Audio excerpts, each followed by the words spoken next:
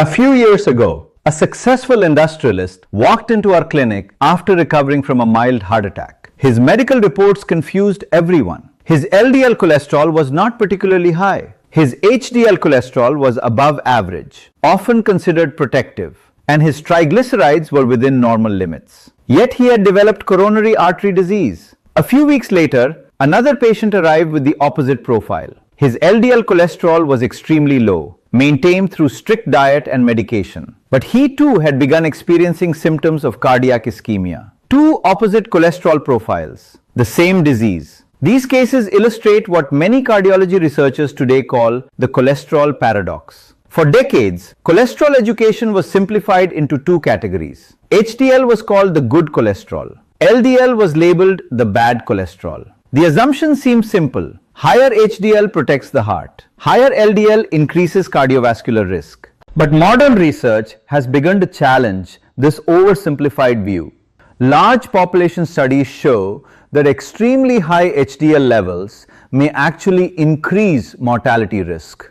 Similarly, both very low and very high LDL levels have shown complex associations with health outcomes. In other words, the relationship between cholesterol and heart disease is not purely linear. This paradox becomes even more important in India. Cardiovascular disease is now one of the leading causes of death in the country. Even more concerning, many Indian patients develop heart disease 10 to 15 years earlier than Western populations. And doctors often observe something puzzling. Some people with high cholesterol live long lives without heart attacks.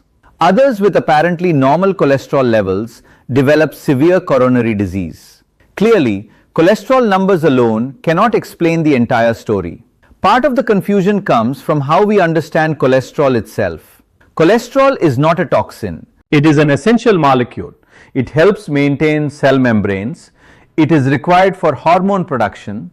It plays a role in vitamin D synthesis and bile acid formation. Without cholesterol, our cells cannot function. So the real question is not whether cholesterol exists in the body. The real question is how the body uses cholesterol under different metabolic conditions.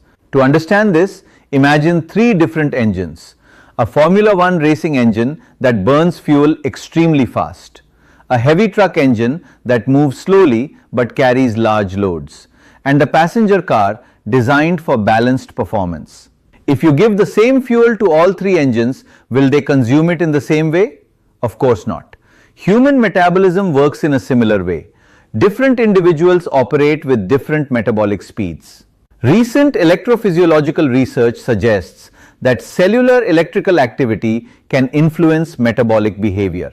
Changes in cellular membrane potentials affect how easily cells generate energy, regulate enzymes, and process lipids. In simple terms, cellular electricity influences metabolic speed. And when metabolic speed changes, the way the body handles cholesterol can also change. Within the PRISM framework, human metabolism is understood through a dynamic physiological pattern called the VPK42 metabolic fingerprint. This fingerprint reflects how different organs and systems are functioning at a given time. A person's metabolic state can shift depending on diet, stress, sleep, activity, and circadian rhythms. So instead of assigning fixed metabolic types, it becomes more important to understand the current metabolic phase of the body. In high metabolic phases, the body may rely more on fat metabolism for energy. In slower metabolic states, excess lipids may accumulate and contribute to disease.